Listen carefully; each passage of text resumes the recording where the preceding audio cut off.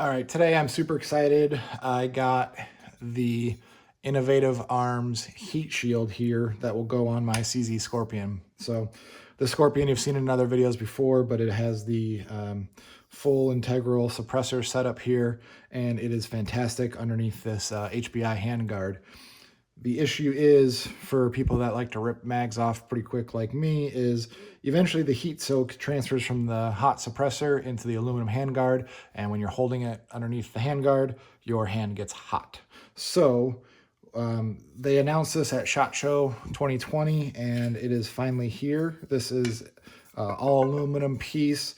It basically, these little wings slide in the charging handle channels, and then it uses a stud system with a isolating washer between the bottom right on the M-lock there, and then it creates an air gap all the way around the handguard. And I've already installed this once, but I did it the hard way, so I wanted to do a video to show the easier way to install this. This doesn't seem like an easier way, but it's a whole lot easier to me.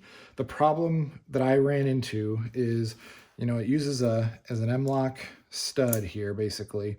And sometimes I have trouble with M-lock just in general, with it clearing and then making a nice 90-degree turn. I've done a few before where they end up kind of being cattywampus in the slot, and so then you get a little bit of marks up on the hand guards and stuff. So this one, you don't get a ton of room between the two pieces of metal. It has to clear the hand guard on the back side, and then it has to clear the or the heat shield on the front side, or the other side. So I found it a whole lot easier. I did it the first time. I fished this through. I'm shining flashlights in there, making sure I got this 90 degrees before tightening it. And then inevitably, right before the end tightening sequence, it cockeyes a little bit in there and, marks up the piece a little bit. So what I'm going to do is actually remove this handguard. It's not as hard as it seems.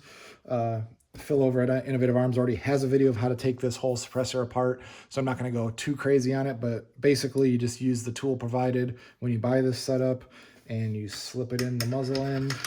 And mine was really tight originally. This is the first time I've ever had this apart, and I've shot a crap ton through this suppressor. So I actually had to use a little bit more muscle than I'm using right now, but I've already pre-loosened it. So you basically just undo the nut, and we're just gonna, and what it's doing is unthreading the whole thing from the barrel. So we're gonna get close here, and we're gonna just see how much more we gotta go. You can see the core starting to come out here. Okay, so we are clear. And what I'm gonna do is just gonna tip it and pull the whole thing. So this is the chamber that goes around the ported barrel, all the baffle stacks, and the core in there. Just gonna set that off to the side for a minute. I don't need that anymore. And then you can see there's a lot more room in there, but it's still, when you're putting the M-lock way back here, I didn't find an easy way to do this. So what I'm gonna do is just remove the handguard.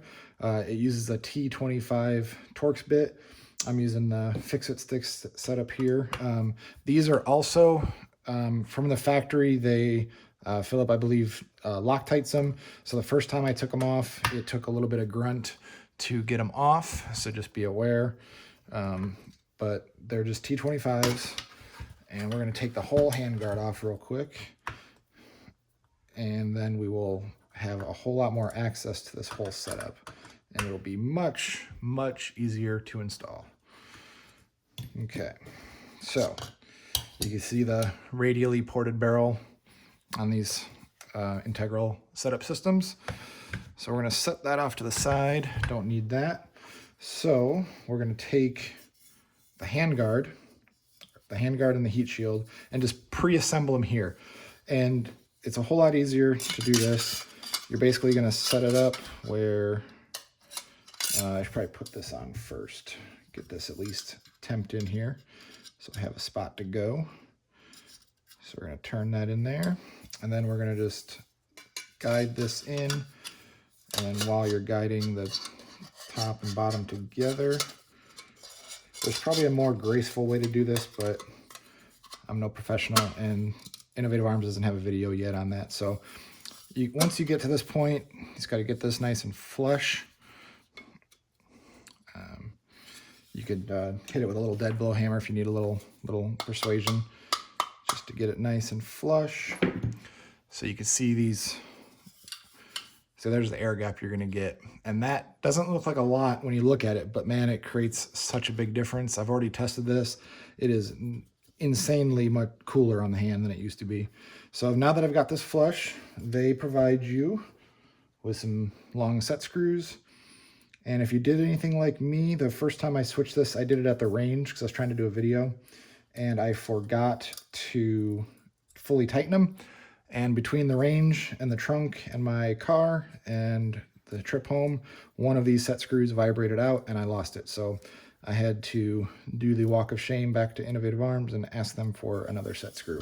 So they sent me a few graciously, got them within like 2 days. Can't ask for anything more than that. Great customer service from the guys over there at, guys and girls over there at Innovative. And basically these set screws are just gonna keep this from walking out the charging handle slots here. And I don't think there's a torque spec on them. I'm just snugging them up. I'm not even gonna put Loctite on these because these are kind of small. I don't wanna have a hard time later because I'm gonna tear this whole thing apart and Cerakote everything. So this is just for mock-up and test fitting and everything. So now that I have that, I can easily access this back M-lock. So I'm just gonna do it all while it's on the bench and not have to worry about it anymore.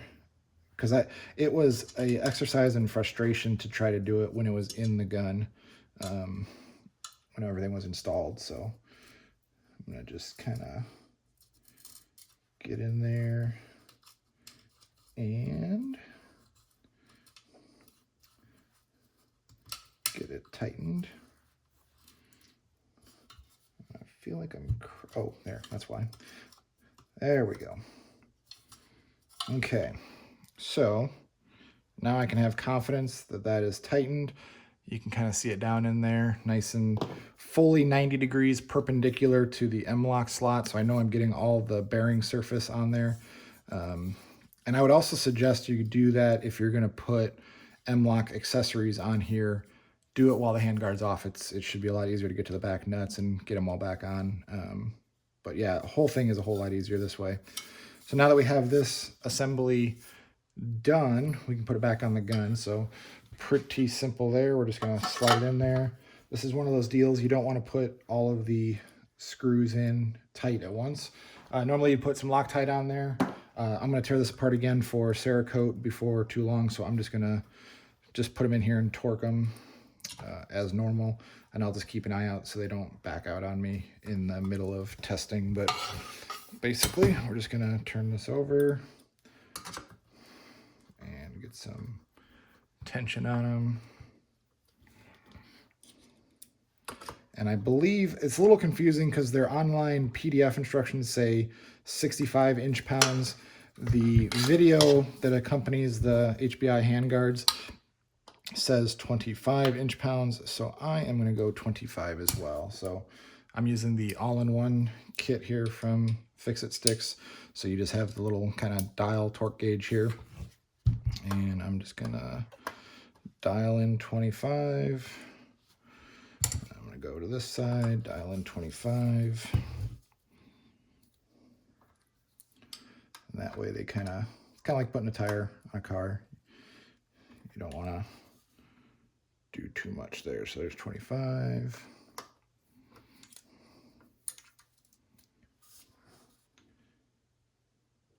And then my last one over here.